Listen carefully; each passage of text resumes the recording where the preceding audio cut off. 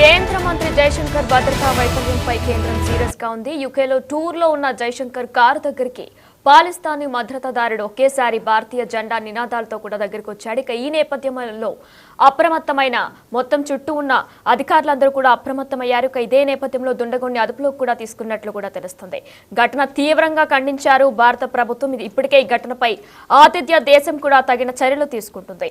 అయితే భారత ప్రభుత్వం కూడా ఒక ప్రకటన విడుదల చేసింది. దీనికి సంబంధించి కూడా అసలు దుండగుడు ఎవరు, ఎందుకు వచ్చాడనే కోణంలో కూడా ప్రస్తుతం అధికారులు దర్యాప్తు కొనసాగిస్తున్నట్లు కూడా తెలుస్తుంది. కేంద్ర మంత్రి జయశంకర్ కు భద్రతా వైఫల్యంపై ప్రస్తుతం కేంద్రం సీరియస్ గా ఉంది. రైట్, ఇక ఇదే అంశంపై మరింత సమాచారం మా ప్రతినిధి శివ ఫోన్ ఇన్ ద్వారా అందిస్తారు. ఎస్ శివ, అయితే జయశంకర్ భద్రతా వైఫల్యంపై కేంద్రం సీరియస్ గా ఉన్నట్లు కూడా తెలుస్తుంది. డీటెయిల్స్ ఏంటి? విదేశీ పర్యటనలో భాగంగా లండన్ లో పర్యటిస్తున్న కేంద్ర విదేశాంగ శాఖ మంత్రి జయశంకర్ పై దాడిని భారత ప్రభుత్వం తీవ్రంగా ఖండించింది. అక్కడ భద్రతా వైఫల్యాల పట్ల కూడా ఖండిస్తున్నట్లు ఒక ప్రకటన విడుదల చేసింది.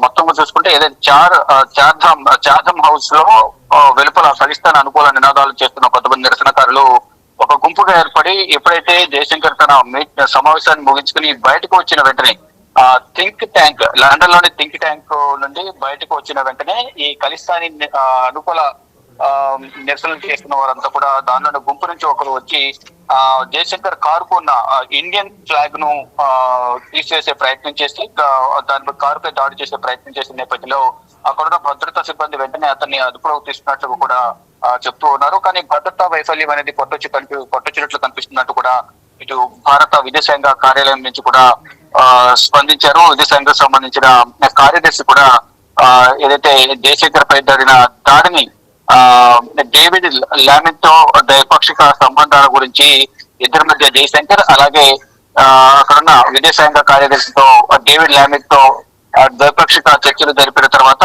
ఆ చర్చలన్నీ కూడా విజయవంతమైన తర్వాత సమావేశాన్ని పూర్తి చేసి బయటకు వస్తున్న సమయంలోనే ఈ దాడి జరగడం అనేది సిగ్గుచేటుగా కూడా అక్కడున్న కమ్యూనిటీ సంస్థ ఇన్సైట్ యూకేకి సంబంధించిన కమ్యూనిటీ సంస్థ ఇన్సైట్ ఈ సంఘటన సంబంధించి ఫుటేజ్ ను కూడా సోషల్ మీడియాలో పోస్ట్ చేసింది. దానికి సంబంధించి ఇటు లండన్ లోను ఇటు భారత వ్యాప్తంగా కూడా అక్కడ భద్రతా వైఫల్యం పైన అక్కడ భద్రతా విభాగంపై అనేక విమర్శలు వస్తున్న పరిస్థితి కనిపిస్తుంది. ఈ దీనిపైన ఏదైతే అక్కడ జరిగిన దాడి విదేశాంగ శాఖ మంత్రి జయశంకర్ పై జరిగిన దాడికి సంబంధించి న్యూఢిల్లీలోని విదేశాంగ మంత్రిత్వ శాఖ భద్రతా ఉల్లంఘనను ఖండిస్తోంది. దానికి సంబంధించి దౌత్య బాధ్యతలు నిర్వర్తించాలని యూకే ప్రభుత్వాన్ని భారత విదేశాంగ శాఖ కోరింది. విదేశాంగ మంత్రి యూకే పర్యటన సందర్భంగా ఏదైతే భద్రతా ఉల్లంఘన సంబంధించిన ఫుటేజ్ ఏదైతే సోషల్ మీడియాలో మొత్తం పోస్ట్ చేశారో దానికి సంబంధించి భారత విదేశాంగ ప్రతినిధి రణదీప్ జైస్వాల్ న్యూఢిల్లీలో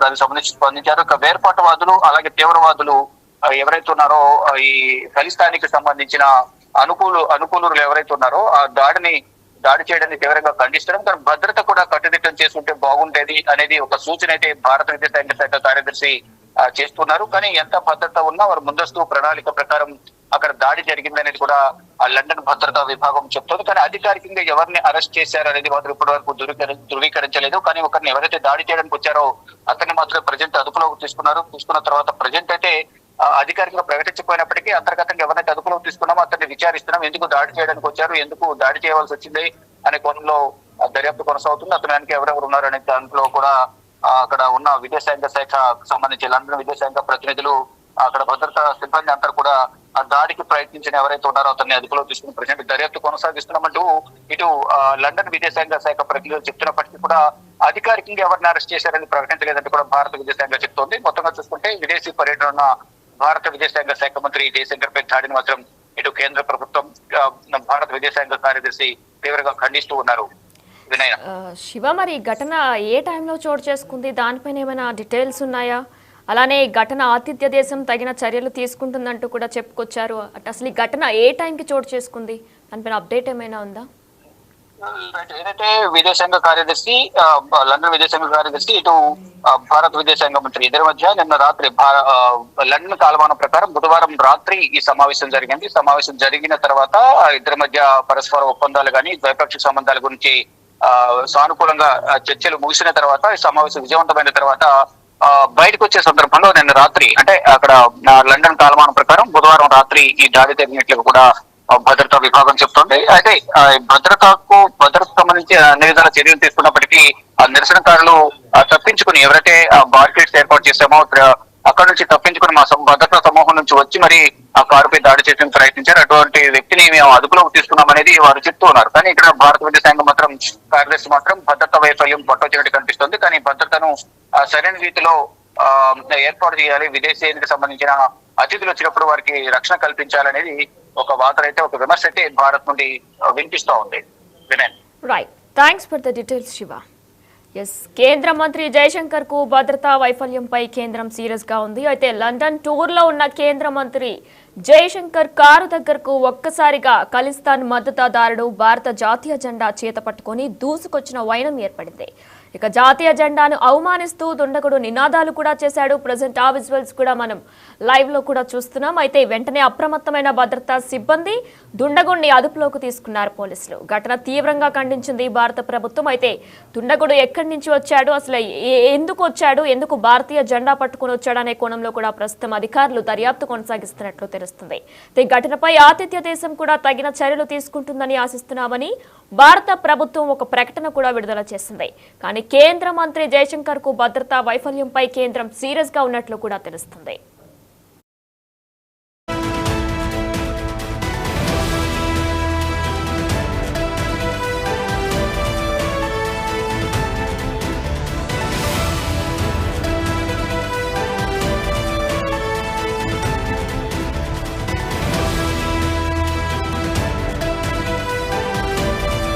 బ్రేకింగ్ న్యూస్, కేంద్ర మంత్రి జయశంకర్ భద్రతా వైఫల్యంపై కేంద్రం సీరియస్ గా ఉంది. యూకేలో టూర్ లో ఉన్న జయశంకర్ కారు దగ్గరికి పాలిస్తానీ మద్దతుదారుడు ఒకేసారి భారతీయ జెండా నినాదాలతో కూడా దగ్గరికి వచ్చాడు. ఇక ఈ నేపథ్యంలో అప్రమత్తమైన మొత్తం చుట్టూ ఉన్న అధికారులందరూ కూడా అప్రమత్తమయ్యారు. ఇక ఇదే నేపథ్యంలో దుండగుడిని అదుపులోకి కూడా తీసుకున్నట్లు కూడా తెలుస్తుంది.